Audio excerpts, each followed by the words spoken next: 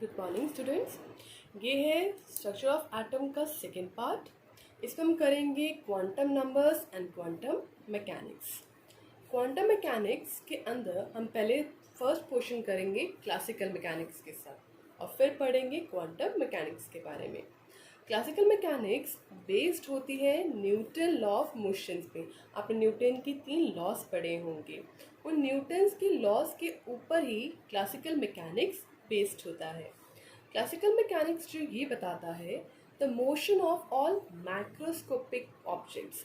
Macro मतलब बड़े बड़े पार्टिकल, जैसे आप कहते हो ट्रक, कार, चीज़ें बहुत बड़ी बड़ी होती हैं, उन्हें मैक्रोस्कोपिक ऑब्जेक्ट्स कहा जाता है।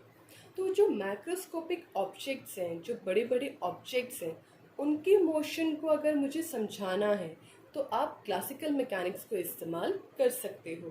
क्लासिकल मैकेनिक्स उनके मोशन को बहुत अच्छे से क्लियर करती है, क्योंकि उन पार्टिकल्स एक तो बड़े बड़े हैं तो उनके पास होता है पार्टिकल लाइक बिहेवियर। तो पार्टिकल लाइक बिहेवियर होने की वजह से अब क्लासिकल मैकेनिक्स उन्हें अच्छे से समझा सकता है, उनके मोशन को अच्छे से डिस्क्राइब कर सकता है। पर जब वो माइक्रो यानी बहुत छोटे छोटे पार्टिकल्स लाइक इलेक्ट्रॉन्स, एटम, जो हमें दिखाई तो देते नहीं हैं और बहुत छोटे छोटे होते हैं, तो इनके मोशंस को क्लासिकल मैकेनिक्स एक्सप्लेन नहीं कर पाया। क्यों नहीं कर पाया? क्योंकि क्लासिकल मैकेनिक्स में सिर्फ पार्टिकल नेचर लिया जाता है, और जबकि ये जो छोटे छोटे पार्टिकल्स होते हैं इनके पास डुअल बिहेवियर होता है। डुअल यानी 2 बिहेवियर। इनके पास एक बिहेवियर होता है वेव नेचर और दूसरा होता है पार्टिकल नेचर। अब इसने तो सिर्फ एक ही नेचर लिया, जबकि इन छोटे छोटे पार्टिकल्स के पास तो 2 नेचर हैं, तो इसलिए ये इन पार्टिकल्स के लिए फेल हो गया। दूसरा, इसने जो हेजनबर्ग ने अनसर्टेनिटी प्रिंसिपल दिया था उसे भी इसने इग्नोर किया था। तो क्लासिकल मैकेनिक्स इन छोटे छोटे पार्टिकल्स के लिए अप्लाई इसलिए नहीं होता क्योंकि उसने 2 चीज़ें इग्नोर की थी। पहला, उनका डुअल बिहेवियर, और दूसरा अनसर्टेनिटी के प्रिंसिपल को। डुअल बिहेवियर यानी जिसके पास वेव और पार्टिकल नेचर दोनों होते हैं, और अनसर्टेनिटी जो प्रिंसिपल था वो हेजनबर्ग ने दिया था, और उसने कहा था कि आप एक ही टाइम में change in position and change in momentum कह दो या चेंज इन वेलोसिटी कह दो, दोनों चीज़ें एक ही टाइम में एक ही साथ आप दोनों को करेक्टली मेजर नहीं कर सकते। और ये है उसके mathematical equation. Change in velocity या कह लो uncertainty in velocity multiply uncertainty in position equal to h होता है प्लांक्स कांस्टेंट 4 पाई, इसकी वैल्यू होती है 22 डिवाइड बाय 7 एंड ये होता है मास। तो इन छोटे छोटे पार्टिकल्स की जो मोशन है इसको समझाया किसने? तो वो था quantum mechanics. Quantum mechanics science की वो ब्रांच है जो डुअल बिहेवियर को लेती है, यानी वेव और पार्टिकल दोनों नेचर को एक्सप्लेन करती है। क्वांटम मैकेनिक्स वैसे तो एक थ्योरेटिकल साइंस है और ये डील करती है छोटे छोटे पार्टिकल्स के मोशंस के साथ, जैसे इलेक्ट्रॉन्स, एटम, इन छोटे छोटे पार्टिकल्स की मोशन के साथ आपका क्वांटम मैकेनिक्स डील करता है। क्वांटम मैकेनिक्स को जब बड़े बड़े पार्टिकल्स पे अप्लाई किया गया तो जैसे रिजल्ट्स क्लासिकल मैकेनिक्स में आए थे वैसे ही रिजल्ट क्वांटम मैकेनिक्स में भी आए थे। देखिए, क्वांटम मैकेनिक्स 2 नेचर लेता है, वेव भी और पार्टिकल भी। तो बड़े बड़ी चीज़ों में पार्टिकल नेचर होता है, तो ये आराम से उसे समझा सकता है, और छोटे पार्टिकल को भी समझा सकता है क्योंकि इसके अंदर वेव और पार्टिकल दोनों नेचर होते हैं, और क्वांटम मैकेनिक्स दोनों के साथ डील करता है। तो क्वांटम छोटों के लिए भी अप्लाइड हो गया और बड़ों के लिए भी अप्लाइड हो गया। जो बड़े बड़े पार्टिकल्स होते हैं उनमें वेव लाइक प्रॉपर्टी कुछ ज़्यादा मैटर नहीं करती।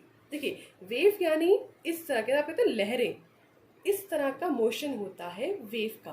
और पार्टिकल जैसे, अगर मान लीजिए ये पेन एक पार्टिकल है और आप उससे एक जगह पे गिराते हो तो आपको एक निशान दिखेगा।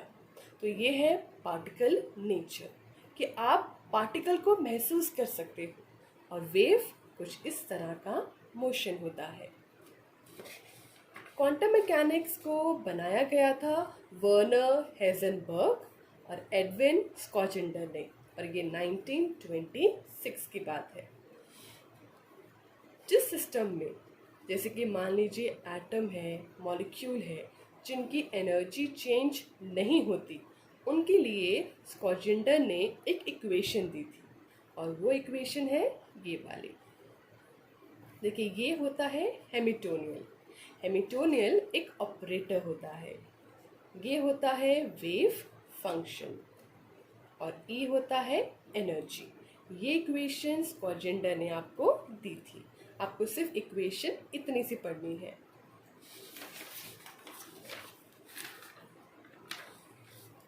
अब ये वेव फंक्शन है क्या? एटॉमिक ऑर्बिटल जो होता है ये एक वेव फंक्शन होता है। जब भी एक इलेक्ट्रॉन इससे डिस्क्राइब किया जाता है तो हम समझ जाते हैं कि वहाँ इलेक्ट्रॉन ऑक्यूपाई कर रहे हैं। ये वेव फंक्शन होता है। और जब ये अकेला होता है तो इसकी कोई खास वैल्यू नहीं होती, इसका फिजिकल सिग्निफिकेंस नहीं होता। एक इलेक्ट्रॉन के लिए बहुत सारे वेव फंक्शंस हो सकते हैं। देखिए, वेव फंक्शन अगर अकेला है तो उसका कोई फिजिकल सिग्निफिकेंस नहीं होता, पर अगर मैं उसका स्क्वायर लगा दूं तो उसकी इम्पोर्टेंस होती है। इस स्क्वायर वाले को बोलते हैं प्रोबेबिलिटी डेंसिटी। और ये होती क्या है? ये मुझे वो जगह बताएगी जहाँ इलेक्ट्रॉन्स मिलने की पॉसिबिलिटी सबसे ज़्यादा होगी। तो साई स्क्वायर ये प्रोबेबिलिटी डेंसिटी होती है, जो मुझे ये बताती है कि इलेक्ट्रॉन मिलने की प्रोबेबिलिटी यानी संभावनाएं कहाँ पर ज़्यादा होंगी। नेक्स्ट है क्वांटम नंबर। क्वांटम नंबर हमारे पास 4 होते हैं। प्रिंसिपल क्वांटम नंबर, जिसे n से दिखाते हैं। एजीमुथल क्वांटम नंबर L से डिनोट होता है। मैग्नेटिक क्वांटम नंबर m और उसके लेग में L। Spin quantum number m और उसके लेग में s। तो ये 4 क्वांटम नंबर्स होते हैं। इस वीडियो में मैं आपको इन 2 क्वांटम नंबर्स के बारे में एक्सप्लेन करूँगी, और बचे हुए 2 आपको नेक्स्ट वीडियो में एक्सप्लेन करूँगी। तो पहला है प्रिंसिपल क्वांटम नंबर, जिसे हम स्मॉल n के साथ शो करते हैं। ये हमें बताता है size and energy of orbital. ये हमें एक्चुअली शेल के बारे में क्लियर करता है। देखिए, आप लोगों ने बहुत मॉडल पढ़ा होगा, तो इसमें आप कुछ ऐसे पढ़ते हो। तो ये क्या है आपके shells? First shell, second shell, third shell and so on. तो मैंने यहाँ पर शेल्स के नंबर लिखे हैं। आप चाहो तो इन शेल्स को K, second L, third M, fourth N इनके साथ भी डिनोट कर सकते हो। तो पहले शेल को K से, सेकेंड को L, थर्ड को M और फोर्थ को N से आप डिनोट कर सकते हो। तो प्रिंसिपल क्वांटम नंबर आपको शेल्स के बारे में एक्सप्लेन करता है। दूसरा है एजीमुथल क्वांटम नंबर, जिसे हम स्मॉल l के साथ लिखते हैं। इसे हम ऑर्बिटल एंगुलर मोमेंटम या सब्सिडियरी क्वांटम नंबर के नाम से भी जानते हैं। l की वैल्यू कैसे निकालते हैं? n-1 के साथ। मान लीजिए n 4 है तो l कितना होगा? n-1, n की जगह 4, 4 - 1 = 3। तो ये आपकी l की वैल्यू ऐसे निकालते हैं। देखिए, एक शेल के अंदर भी कुछ होता है और उन्हें कहा जाता है सब शेल्स। शेल्स में बहुत सारे सब शेल्स हो सकते हैं, और इन सब शेल्स के बारे में हमें एजीमुथल बताता है। देखिए, एल की वैल्यू भी 0, 1, 2, 3, 4, 5, 6 एंड सो ऑन हो सकती है। अगर एल की वैल्यू 0 है तो उसे एस से डिनोट करते हैं। 1 पी से, 2 D, 3 F, 4 G, 5 H and so on. तो आपके एल की वैल्यूज़ के मुताबिक आपको ये नोटेशन दी जाती है। देखिए, अगर n की वैल्यू 4 है तो l की वैल्यू क्या होगी? 4 माइनस 1 इक्वल टू 3। अब आप इस 3 को नीचे की तरफ लेके जाओ, यानी 3, 2, 1, 0। ये जो वैल्यू है आप उसको 0 तक लेके चले जाओ। तो आप 3 कह रहे हो, 3, 2, 1, 0। 3 यानी F, 2 यानी D, 1 यानी P और 0 यानी S। अब इनका n क्या था? 4, तो इन सब के सामने लगा दीजिए 4। ये बन गया आपके सब शेल्स, यानी ये हो गया आपका मेन शेल और उसके अंदर हो गए 4 सब शेल्स।